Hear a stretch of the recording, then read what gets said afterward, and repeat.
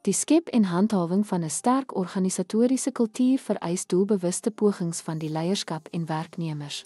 'n Goed gedefinieerde kultuur verbeter prestasie en werknemerstevredenheid.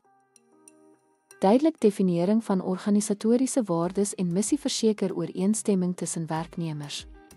Leierskap moet gewenste gedrag modelleer om die kulturele norme te versterk. Werwings- en aanboorprosesse moet kandidate wat by die organisatoriese kultuur pas, prioritiseer.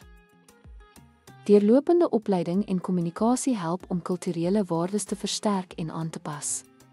Erkennings- en beloningsstelsels moet ooreenstem met die maatskappy se kulturele prioriteite. Gereelde terugvoermeganismes, soos opnames en vergaderings, help om die kultuur te handhaaf en te verbeter.